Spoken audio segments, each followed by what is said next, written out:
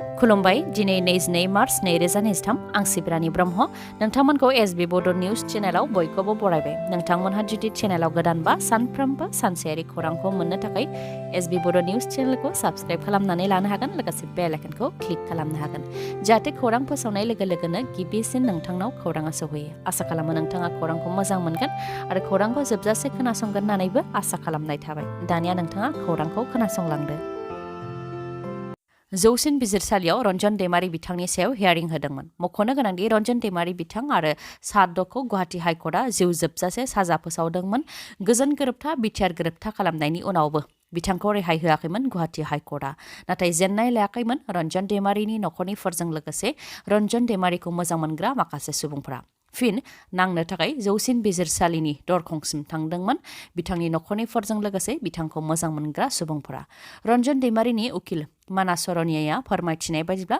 रन्जन दैमारीखौ लानानै सुप्रिम कर्टआव special leave petition criminal file खालामनाय जादोंमोन बेनिनो हियारिं जादोंमोन मैयानि सानाव हियारिं जादोंमोन आरो बेनि सिगांबो खेबनैयै हियारिं जानानै थांबाय आरो 15 साननि उनाव फिन हियारिं जागोन होननानै फोरमायथिदों उकिल मानास सरनिया बिथाङा फोरमायथिबावदोंदि जाथायनि सायाव एडिशनेल एफिडेविट नट्स बानायनो थाखाय थांनाय 2 फेब्रुवारि 2023 आव सुप्रिम कर्टआव बिथोन होदोंमोन बे एडिशनेल एफिडेविट नट्सखौ बिथा खालामनानैनो स्पेसियेल लिभ पेटिशन क्रिमिनेलनि सायाव 15 साननि उनाव फिन हियारिं जागोन होननानै फोरमायथिदों बिथां मानास सरनियाया हा आरो न'नि टेक्स बांहोनायखौ लानानै क'क्राझार मिउनिसिपाल बर्डनि मासिगिरि प्रतिभा ब्रह्म आरो बिटिसिनि बारग' डिपुटि चिफ काम्फा बरगयारिनि गेजेराव दान्थे बिदान्थे जादों टेक्स बांहोनायखौ लानानै क'क्राझार मिउनिसिपाल बर्डनि मावख'आव काम्फा बरगयारिजों लोगोसे माखासे सांग्रां नोगोरारिफ्रा नुजाथि हैदों बयजोंबो सावरायलायनायनि उनावसो प्रपार्टि टेक्सखौ बानायनाय जादों आरो बेयो खालि ड्राफ्टसो आनजाद नायनाया जागासिनो दं होननानै खेंफोरथि होदों प्रतिभा ब्रह्मआ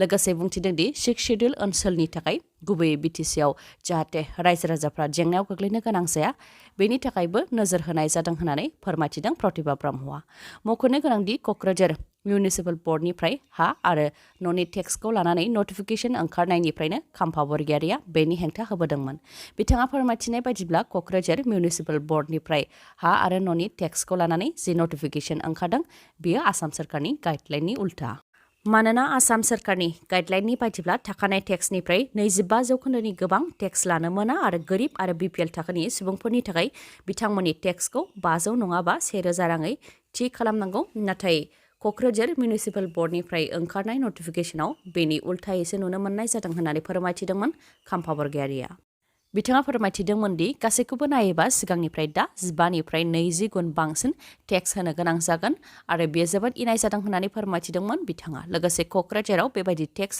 होनांगौबा रावबो फालांगि आरो न' लुनाय नङा रायजो राजाफ्रा होननानैबो बुंथिदोंमोन बिथाङा टेक्स होनो थाखाय फालांगिरिफोरा मुवा बेसादनि बेसेनखौ बांहोगोन आरो न' भारा होग्राफोरा भारानि बेसेनखौ बांहोगोन आरो बेबायदि जायोब्ला रुजुलायनाय फैगोन जेराव बेसेन गोबांनि थाखाय क'क्राझाराव मुवा बेसादखौ बायनाय नङा जायजों क'क्राझाराव फालांगिया गाज्रि जागोन होननानै फोरमायथिदोंमोन काम्फा बरगयारि बिथाङा बिश्वनाथ सारियालियाव प्रिन्सिपालानो फरायसाखौ जिनाहारि खालामनो नाजानाय जाथाया सोराङाव फैदों सुकुमाटा हाइ स्कुलनि प्रिन्सिपाला थाखो 9आव फरायनाय फरायसुलिखौ जिनाहारि खालामनो नाजानाय जाथाया सोराङाव फैदों फोरमायथिनाय बायदिब्ला बिफाया ओंखाम जानो थांनाय समाव फरायसुलिया बिफानि गलायाव जिरायथ'दोंमोन बेयावनो प्रिन्सिपाल नित्यानन्द शर्माया फरायसुलिखौ फरायसालियाव लेंलांदों बे लेखायै फरायसुलियाबो गावनि लोगोफोरखौ लानानै गासै 3 फरायसालियाव थांदोंमोन नाथाय लोगो लानानै थांनायनि थाखाय थिनहरफिनदोंमोन होननानै फोरमायथिदों बेनि उनाव फिन फरायसुलिखौ थगायनानै आनजादनि फिथाइ नायनायनि लब दिन्थिनानै फरायसालि फारसे लेंलांदोंमोन जेराव बिथाङा हारसिङैल' थांदोंमोन बेयावनो प्रिन्सिपाला जिनाहारि खालामनो नाजादोंमोन होननानै फोरमायथिदों फरायसुलिया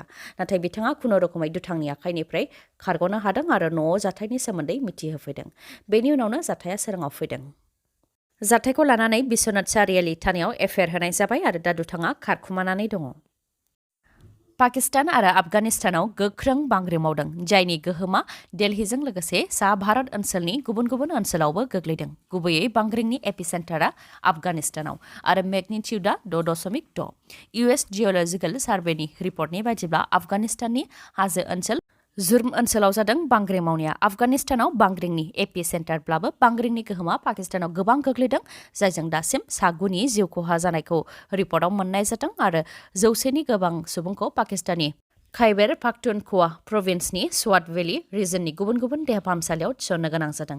6.6 मेगनिट्युडनि बांग्रिं मावनायजों पाकिस्तानाव गोबां बिल्डिंफोरानो बायदों आरो लामाफोरा गावस्रादों। बांग्रिं मावनायनि थाखाय बिल्डिं बायग्रबनाय आरो सुबुंनि जिउ खहा जानायनि सायाव दासिमबो डाटा बुथुमनाया जागासिनो दङ। 6.6 मेगनिट्युडनि गोख्रों बांग्रिं मावनायजों बिल्डिंनि उखुम आरो इन्जुर बायनायजोंनो होसिनजानानै 9 सुबुंनि जिउ खहा जानायखौ रिपर्टआव मोन्नाय जादों। बिटिसिनि गाहाय प्रमद बर'नि सायाव जाख्ल'नायनि अजद होदों बारग' एमसिएलए गणेश कछारिया। बिथाङा बुंथिदों दि इडुकेसननि इएम दिगन्त बर'आ जौखोन्दो लानानै जायनो खामानि होनांगौ बेनो खामानि होनो हायाखै आरो प्रमद बर'आबो गोबां जौखोन्दो लादों। 1 कौटि 3 कौटिनि सायाव गोबां जौखोन्दो लानानै 20, 30, 50 लाखनिल' खामानि होयो होननानैबो अजद होदों गणेश कछारिया। मख'नो गोनांदि बिपिएफ दोलोआ थांनाय 13 मार्चनिफ्रायनो सुबुं सांग्रांथि मेल आरो हानजा सुरनाय हाबाफारि लागासिनो दङ। सानसेयाव मोननै बियाबाव हानजा सुरनाय हाबाफारिखौ लादों। हाग्रामा महिलारिनि दैदेननायाव गरेस्वर ब्लक कमिटि बिपिएफ आरो सुक्लाय सेरफां ब्लक कमिटियावबो हानजा सुरनाय हाबाफारिखौ लादों। जेराव बाहागो लानानै बारग' एमसिएलए गणेश कछारिया इउपिपिएल आरो बिजेपि सोरखारनि हेंथायै खोथा बुंथिदों। बिथाङा बुंथिदों दि दानि सोरखारा जेबो गोदान बिथांखि लाबोआखै। जिखिनि खामानि जागासिनो हाग्रामा महिलारिनि समावनो सेंसन जाखानाय खामानि, बेफोर खामानिफोरा कभिड-19 जानायनि थाखाय उन जादोंमोन होननानै फोरमायथिदों बिथाङा।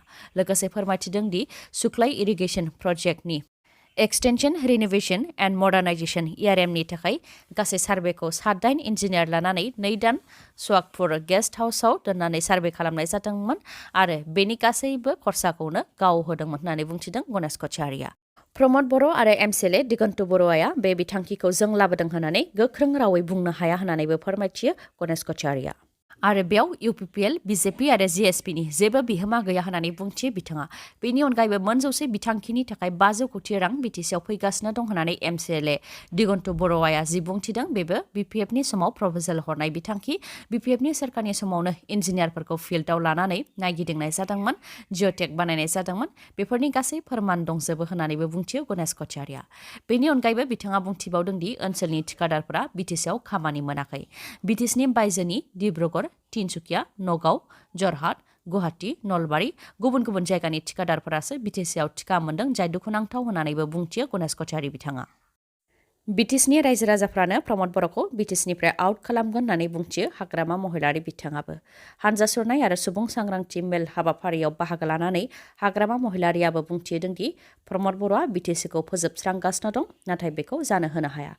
प्रमद बर'आ लाथिख', बिटिसिआव जेबो खामानि मावाखै, बेफोर जों बुंनाय राव नङा, रायजो राजाफ्रानो बुंनाय राव। प्रमद बर'आ मा खामानि मावदों, मा खामानि मावाखै बेखौ रायजो राजाफोर आरो मेलेमजिबिफ्रा नुगासिनो दं। बेनिखायनो रायजो राजाफ्रानो प्रमद बर'खौ बिटिसिनिफ्राय आउट खालामगोन होननानै बुंथियो हाग्रामा महिलारिया। मुम्बाइआव खुंजानाय बिउटि पिजन मिसेस इन्डियायाव मासि आवग्रिनो हादों बर' आइजोआ। थांनाय 15 अक्ट'आव मुम्बाइआव कृष्ण चौहान फाउन्डेशननि केसिएफआ खुंफुंनाय अल इन्डिया बिउटि पिजननि बादायलायनायाव मिसेस इन्डियायाव रुपानि मुकुटखौ देरहानो हादों माया सरगियारि बिथाङा। बिथाङा बरपेटा रडनि थागिबि।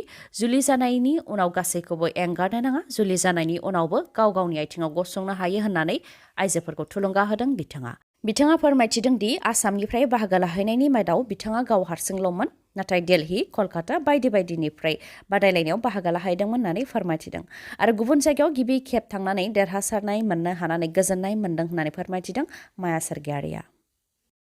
मेघालय आयेन आफादनि जथुम्मायाव रायजो बेंगिरिया इंराजि राव आरो मेघालयनि मावख'आरि रावनि सोलायै हिन्दी राव रायज्लायनायनि थाखाय भइस अफ द पिपल्स पार्टी (VPP)नि 4 सोद्रोमाफोरा जथुम्मानिफ्राय ओंखारलांदों।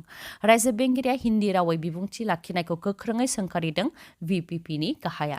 बिथाङा बुंथिदों दि इंराजि राव आरो मेघालयनि मावख'आरि रावनि सोलायै हिन्दी राव बाहायनायजों रायजोनि सुबुंफोरखौ दुखु मोनहोदों।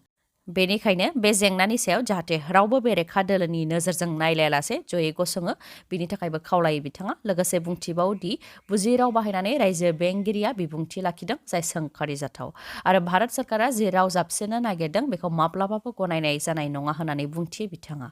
रायजोनि मान सन्माना देरसिन होननानै जथुम्मानिफ्राय भइस अफ द पिपल्स पार्टी (VPP)नि 4 सोद्रोमाफ्राबो ओंखारलाङो। मख'नो गोनांदि रायजो बेंगिरिया एसेम्ब्लियाव हिन्दी रावै बिबुंथि लाखिबाय थानायनि गेजेरावनो भइस अफ द पिपल्स पार्टीनि हान्जाया हिन्दी राव रायज्लायनायनि हेंथा खालामदों, जेराव एसेम्ब्लियाव गोबां दान्थे-बिदान्थे आरो दुंहाव थासारि जादों। दिनैनि खौराङा एसेनोसै। गाबोन आरो गोदान खौरांजों लोगो मोनफिनबावगोन। नोंथाङा दासिमबो आंनि चेनेलखौ साबस्क्राइब खालामाखैबा अननानै साबस्क्राइब खालामदो लोगोसे लाइक कमेन्ट आरो शेयार खालामनो दाबाव गोजोन्थों